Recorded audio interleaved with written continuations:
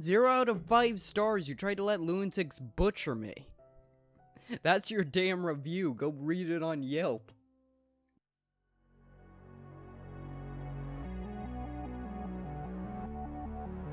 Innsmouth Harbor is signposted much better than the local hospital. You wonder if a hospital is even needed here. It's a half-hour's walk. A mile-long carpeted cobblestone is now ahead of you. The traffic in Boston is more hectic, but at least they have heard of asphalt before. As you keep walking, there are fewer and fewer residential buildings along your path. In their stead, there are now warehouses that must be fish markets due to the smell. You can also hear the occasional metallic clink from nearby workshops. People in gray raincoats are walking towards you. They're probably fishermen who have some errands to run. Now and again, that split second when you pass one another, you catch a glimpse of the faces hidden under the hoods.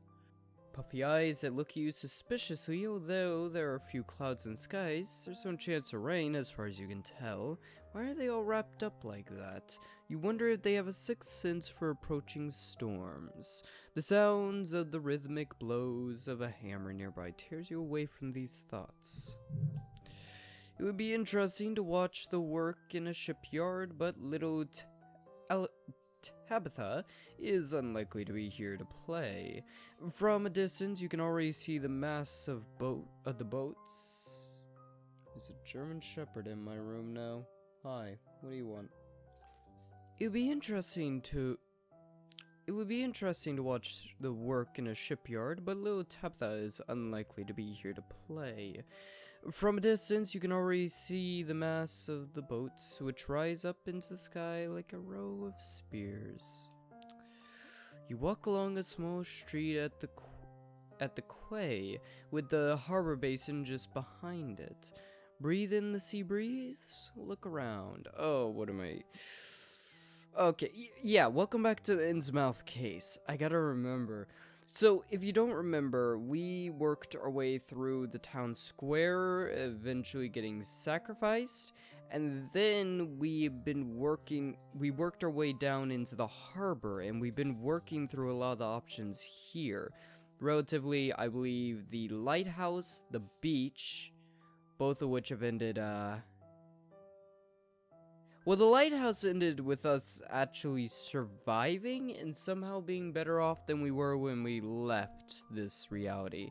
Take of that what you will. And the beach ended with a fish orgy?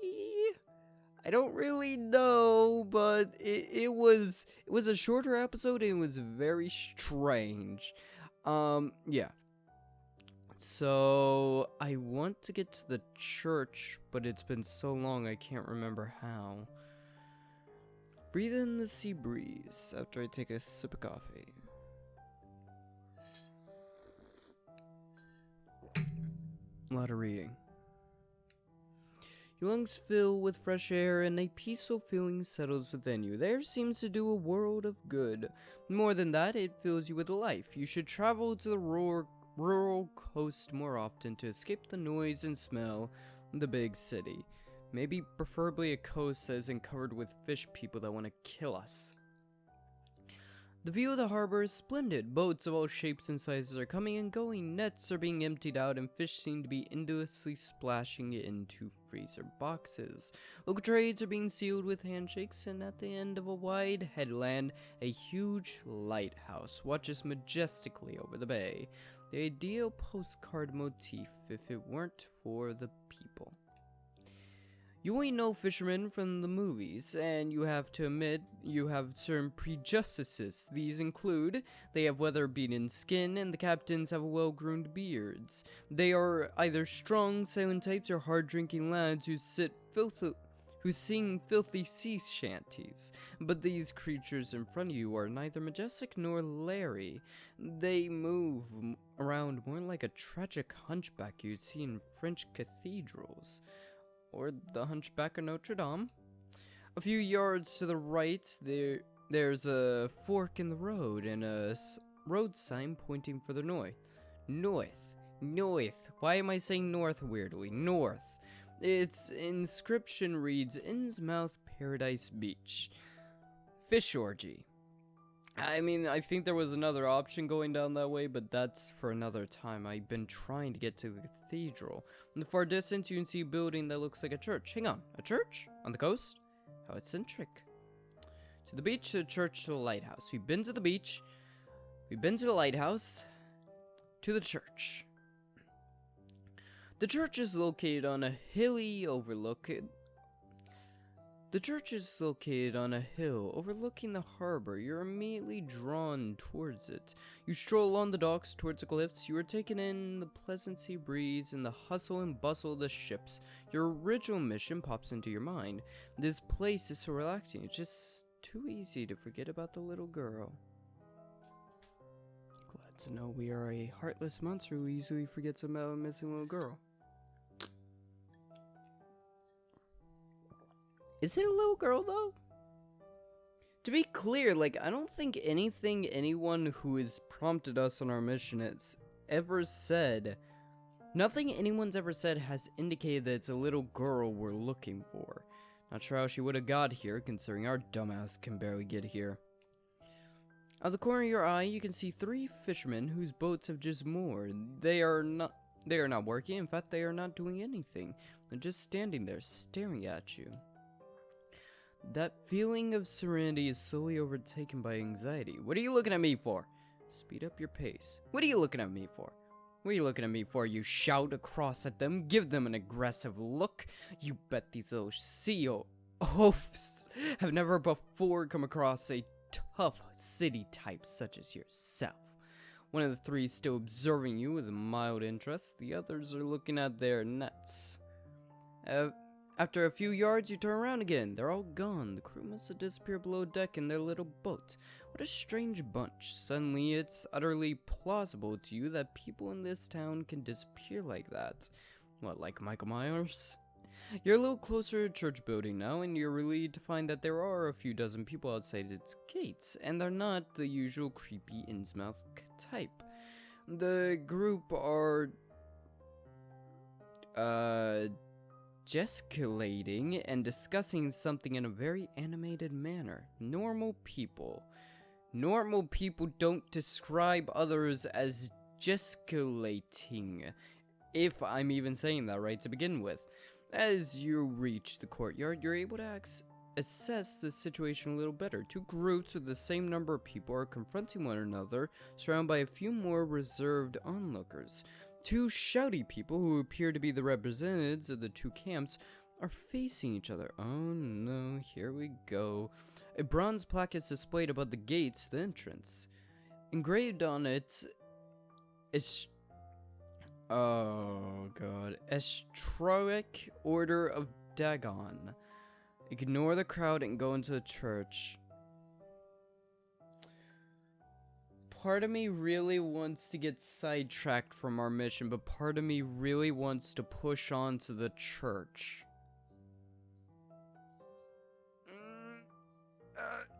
Don't fold your compulsion to stick your nose where it doesn't belong. That's normal? What the hell are you on? That ain't a normal person. Okay, I'm glad I gave in to my compulsion. You walk up to the crowd. You peek over the shoulders of the stocky figures in front of you, who are listening to the 2 men and occasionally nodding or mumbling words of dissent.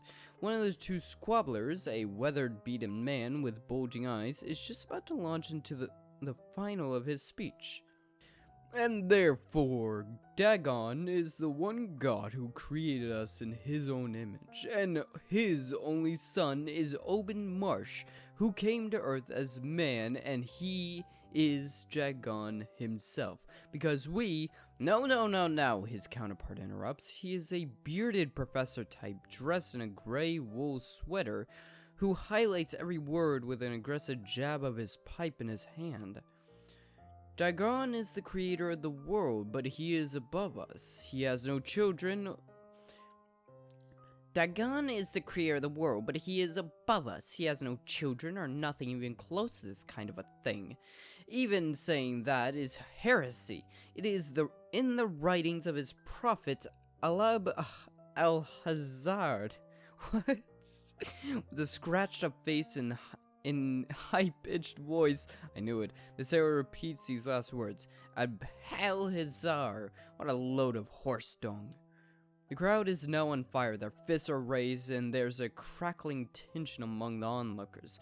Oh yeah? The whole Obeid Marsh was born by immaculate conceptions when Marine Marsh was bathing in the sea. Story? What do you call that? She'd be blessed to receive... She was blessed there to receive Oben, and you know it, the bug-eyed sailor shouts out, no longer trying to contain his anger. You know it, he adds, hissing quietly.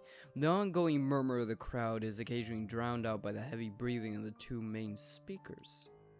The crowd is up in arms. Enter church, get involved. I think we've seen enough to interest us for a different episode. Why not? You're already here after all. Almost immediately, two grumpy-looking men clothed like fishermen stand in your way, preventing you from entering the church. They seem to have a contention going as to who can give you the most sinister look. Now, I need to go in there. I need to go in there, you murmur, a little intimidated. I don't think so, scoffs the younger of the two. Yeah, I don't think you need to go in there. This is only for the children in Dagon, the older one grunts. Ooh, pamphlet. If you forget, we came down to the harbor looking for the church specifically because I think they were Mormons, but Mormons of Cthulhu? Comormons? Not sure. They gave us a pamphlet indicating that we may need them. Also, they looked like fish. They look at you with a glint in their eyes. See the churchyard? Show them the business card that the Dagon's witnesses gave you. You present to them the business card that the Dagon's witness gave you. The older one rolls his clouded eyes. Ah, these stiffs. Nevertheless, he moves aside. His younger counterpart does the same. There we go. We're in the Church of Dagon. This is gonna go terribly. The dark wooded church gates are imposing. The thick rivets of black metal hinges would withstand a whole army. Probably has. You're unsure whether the church might be closed right now, but you still reach for the cold handle and push it down. You lean against the door, and to your surprise, it opens. As you step inside, you find yourself in a kind of grotto. Only a few candles are lit inside the hall. The slim windows are decorated with the kind of mosaics that you know from other churches, too.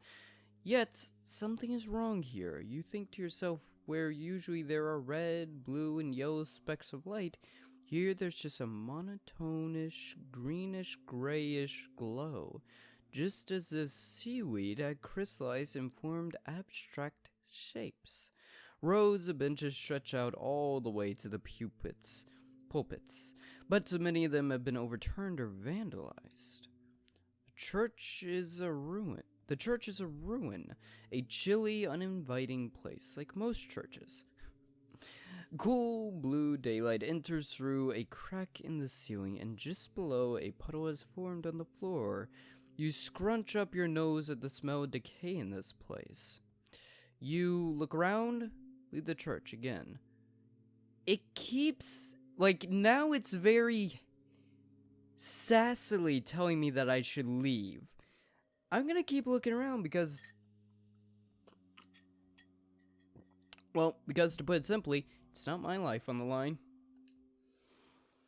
You look around the hall towards the front and... You look around the hall, and towards the front, you can see a few rows of benches that are still standing upright. You realize you are not alone. There is someone sitting on the last bench and just in front of the altar. You can only make out a half-bald head with white bluish hair sticking up to its sides. The man might be waiting for the next mass, or he might be a criminal, repenting all by himself. To the right of the altar is a small door which presumably leads down to the crypts. There are paintings all around the walls. You look around. You look more closely at the paintings. Very strange. From your years of admittedly declining church attendance, you're very well acquainted with the kinds of paintings usually displayed, the Passion of Christ and all that. This congregation clearly bleeds in a very different kind of legend. The first picture shows sailboats leaving a harbor, presumably Innsmouth, and going off to the ocean. There are women souped over and wailing, children, and dead people? Yes, dead bodies appear to be piled up all around the harbor. Picture number 2 depicts the boats being exposed to gigantic waves during a horrendous storm. The third picture shows an idyllic island, miraculously untouched by harsh waters. The boats have landed here. In the fourth picture, it is night. 2 people are standing in front of a bonfire. A highly problematic depiction of one of the islanders is holding something red in their hands. A man in traditional marine clothes accepts the red thing. You look at the adjacent wall, there are more pictures over there, but you can already tell that they too have been vandalized. Huh. Also look at the other paintings. Decide that you see enough paints for one day. What else can you see? The pictures on the adjacent wall do not continue the morbid tale. Instead, here you find the kind of pictures that you had initially expected to see. The stations, the cross that is usually displayed in churches. Without expectation, they have been vandalized. The canvases have been slit, and even the decorated frames have been destroyed, with the splintered wood still strewn across the floor. Wonder who would do such a thing. Lawyers, your landlady, the gardener. Our answers to these questions are always strange. Interesting. So, on a serious note, more than likely, as the church slowly shifted away from Christianity into Dagon, the paintings were destroyed then and just never cleaned up. Your landlady. Who knows? As you keep studying the pictures, you notice that there's a method to the madness. Whoever was responsible for the vandalism was going after the biblical figures and has scratched liar, loser, you're to blame, and all other allegations next to them.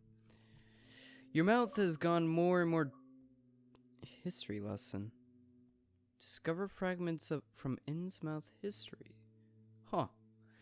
Your mouth has gone more and more dry while you were looking at the pictures. Something is very wrong in this town. You walk backwards almost automatically until you bump into another row of benches.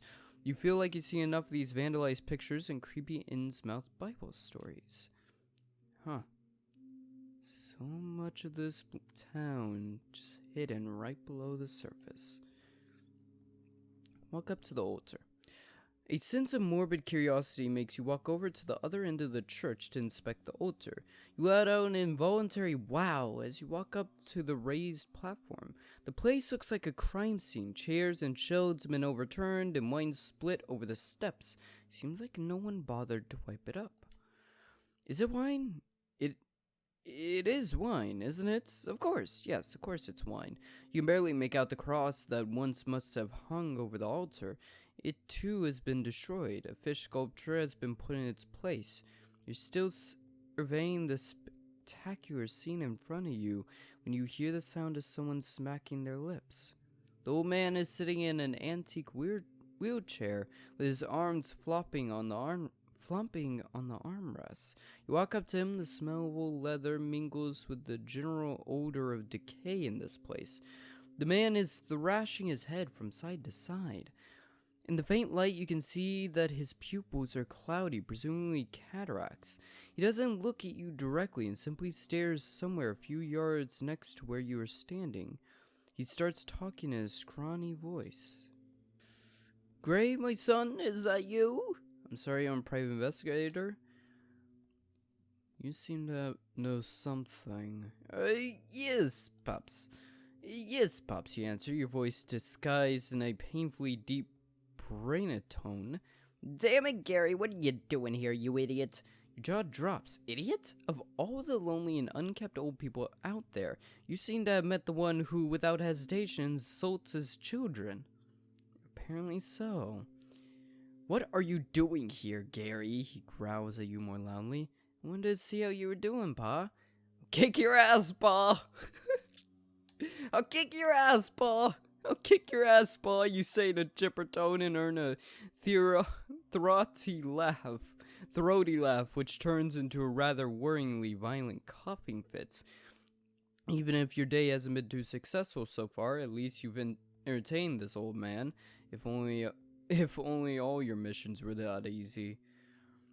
The dry and spindly hands of the man scratch along the armrest. Stop talking garbage, dumbass, and let me know whether everything has been prepared. Of course. Liar! Samus has told me that one of these stupid detectives is still running around in the town. Detectives? You can feel the color drain from your face. You hope that the eyesight of this guy is as bad as you think it is. Any advice, Pa? They need to learn to respect you. Don't even think about telling them what you wasted the last few years of your life on. What have I done wrong, you ask, eager to find out more about this dysfunctional family? You know exactly what. The old man screams and digs his claws into the armrest. He comes alive with the very particular spark that parents get when they scream at their children.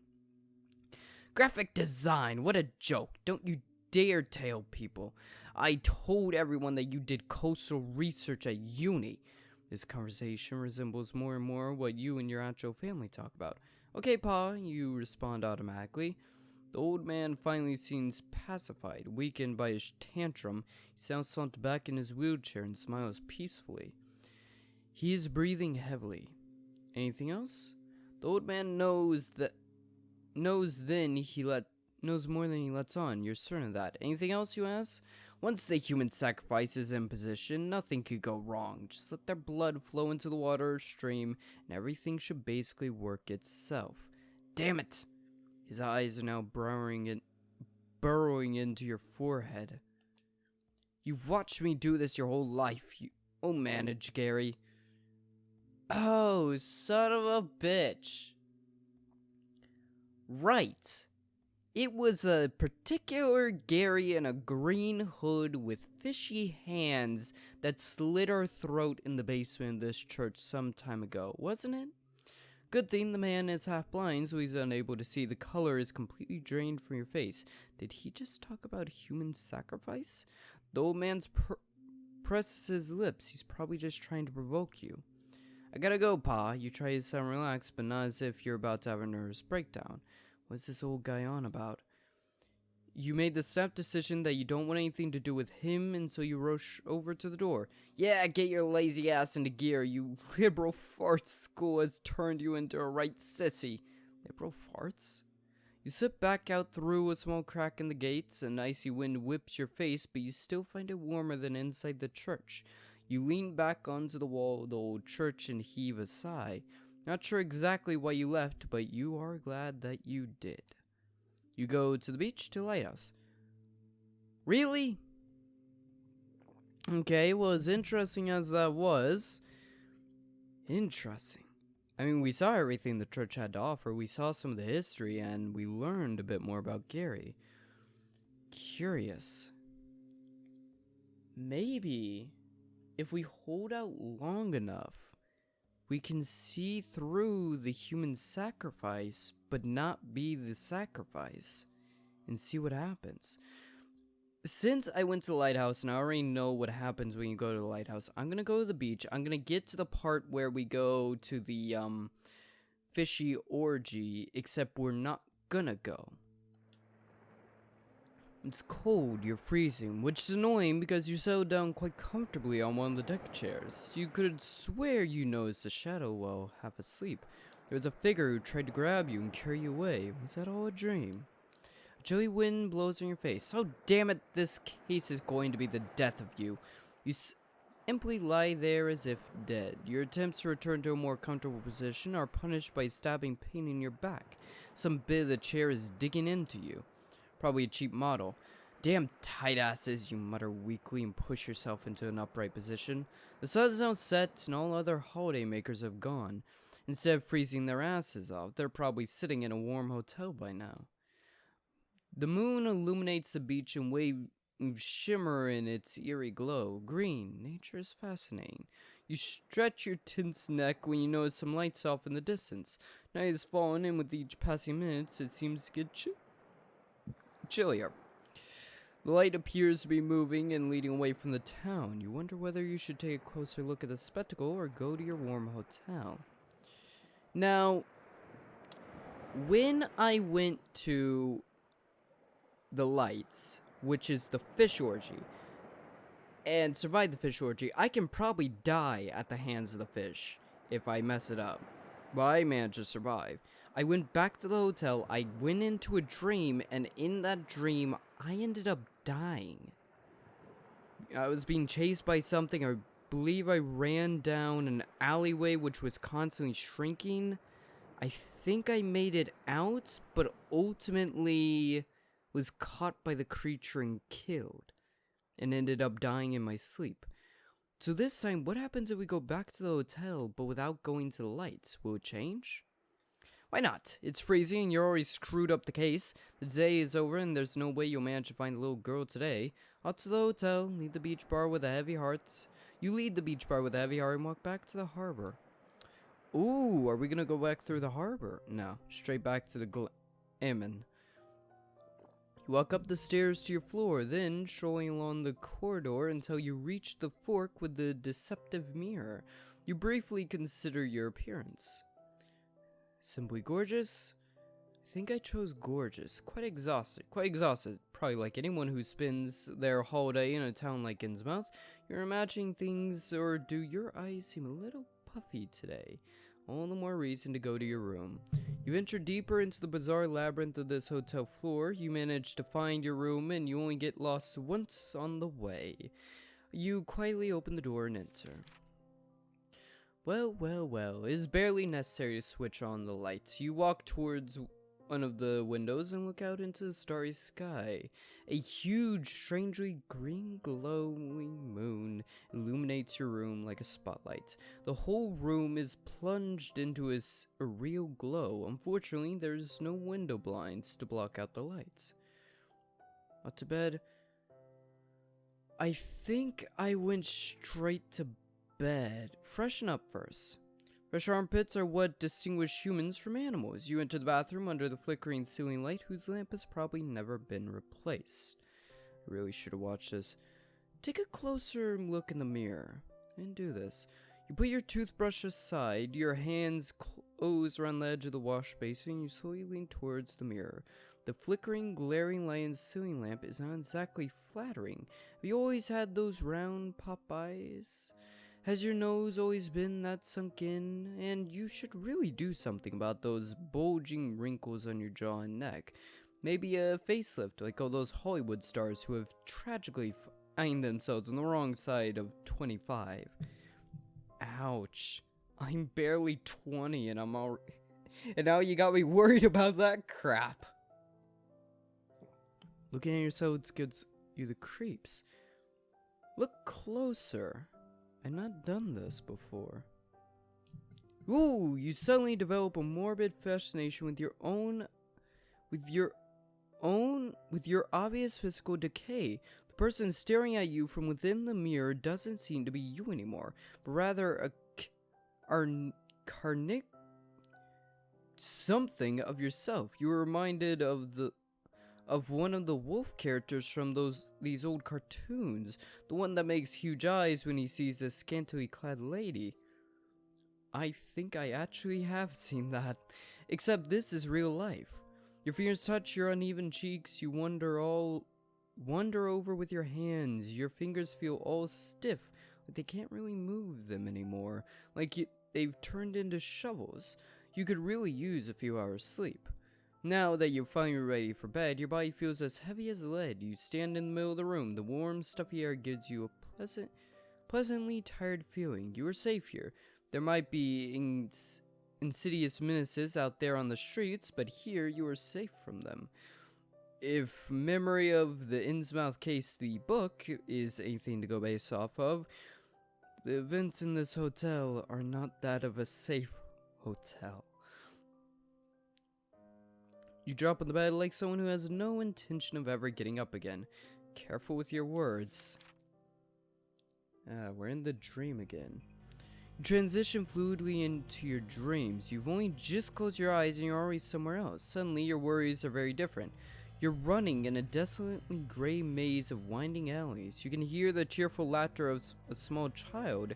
If only you could catch up. If only you could catch up, you could save the child and take them home to safety. You sprint down the path and turn around the corner, then another. The alleyway stretches out in front of you, but there's no person to be seen anywhere.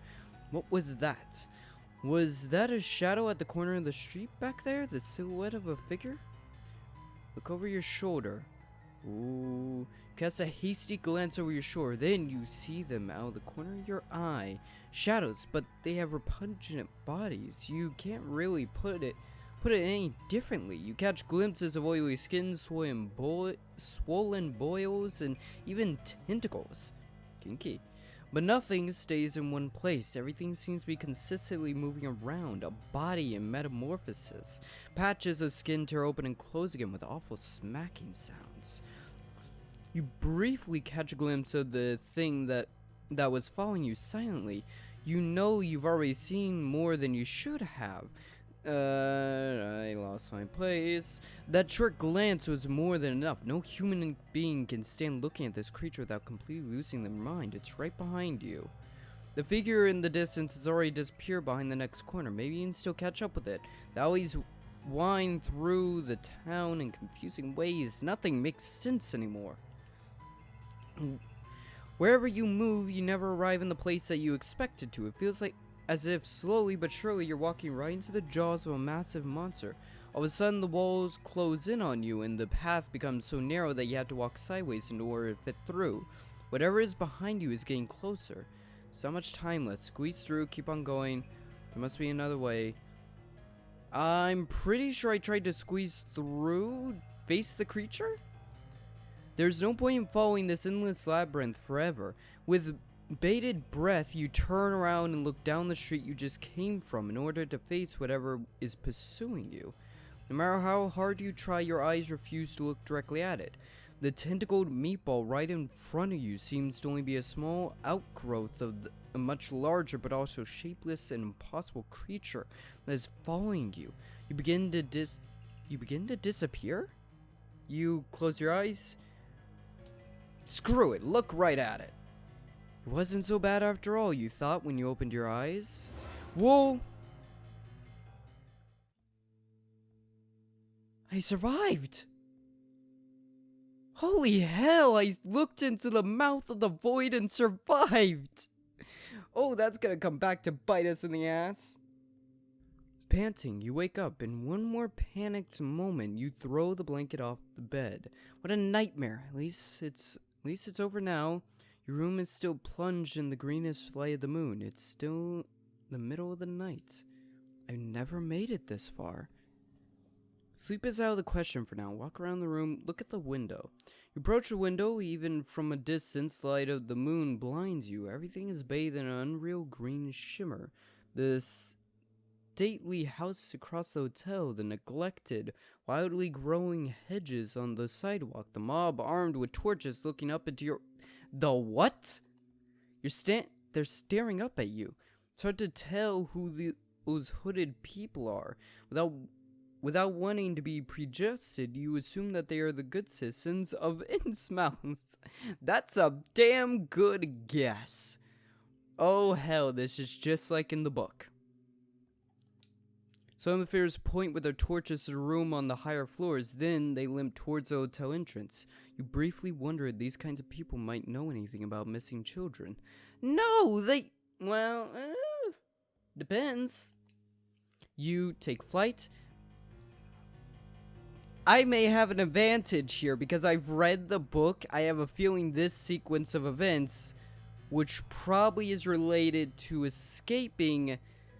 I need to follow the sequence of events that the character did in the book. Barricade the door. They won't come in your room at this time of night. You're a good girl. Pardon?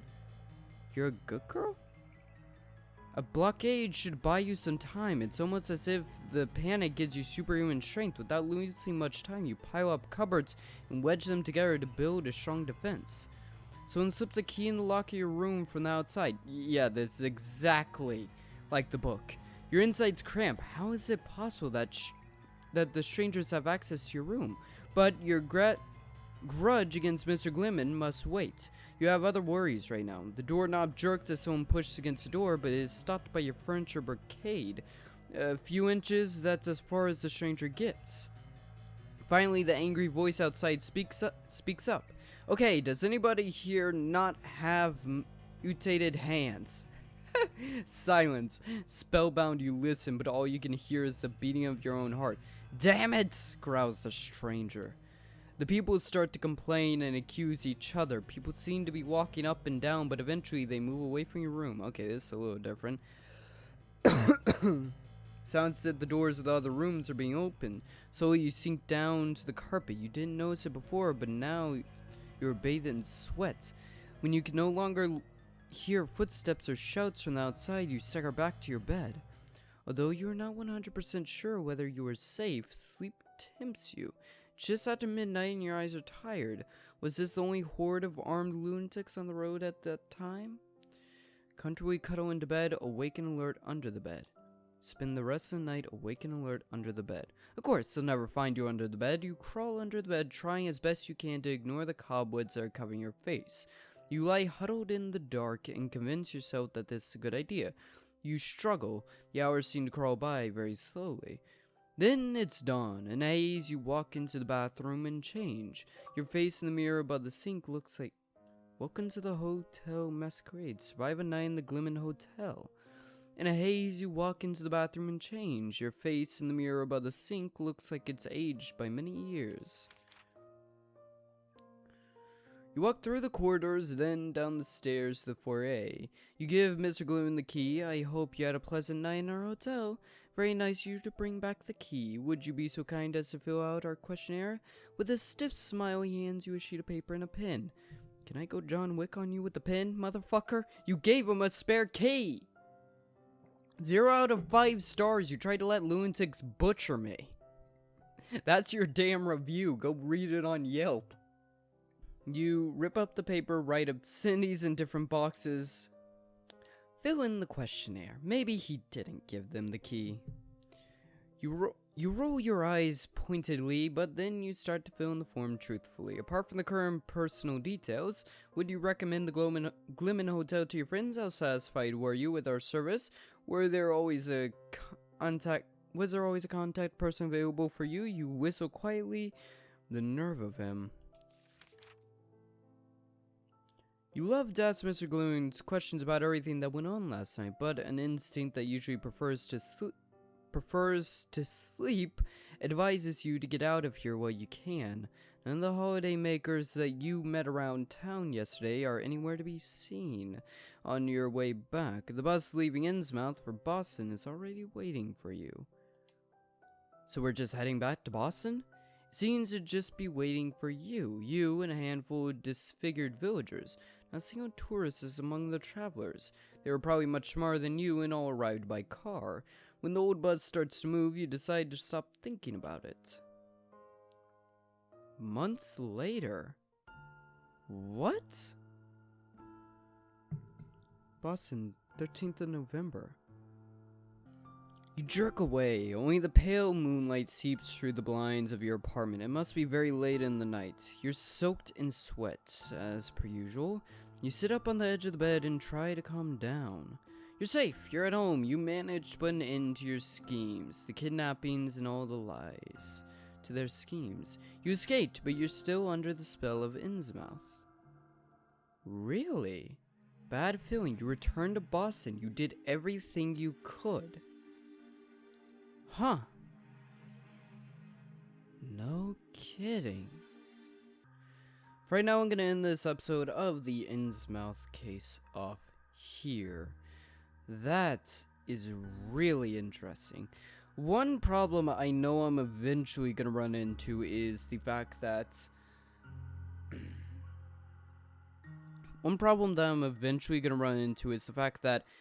no matter what... I'm eventually going to have to look up some of these to figure out what I'm doing. Because there's only so much I can find on my own, because there's so many options. So many different things and bits we can do and look at. No telling which of them is going to lead us down a new path. So eventually I'm going to have to, but for right now, I think I already did the lighthouse's ending. So I think we're done with the harbor. So maybe, if you remember, when we were in the town square, we saw a person stalking some tourists. Either we don't help the tourists and move on, or we help the tourists steal the man's wallet, but then leave him there, because when we brought him to the police station, that's when we were captured, and eventually had our throats slit. Maybe we try and go to the police station, or actually, town hall? I don't think we ever went to the town hall, right? That was one of the other options. Town hall, police station, and harbor. Those were our 3 original options back at the beginning. Yeah. So many endings, so many ways we can die, so many ways we can survive. So much interesting history. I love it. But yeah, right now I'm gonna end this episode of the Innsmouth case off here. That went rather smoothly. If you enjoyed, and there's a playlist down in the description where you can watch all past and future episodes as well. Think about it later, like, comment, subscribe, all that good stuff. Other than that, be good, be well, and I'll see all of you in the next one. Goodbye.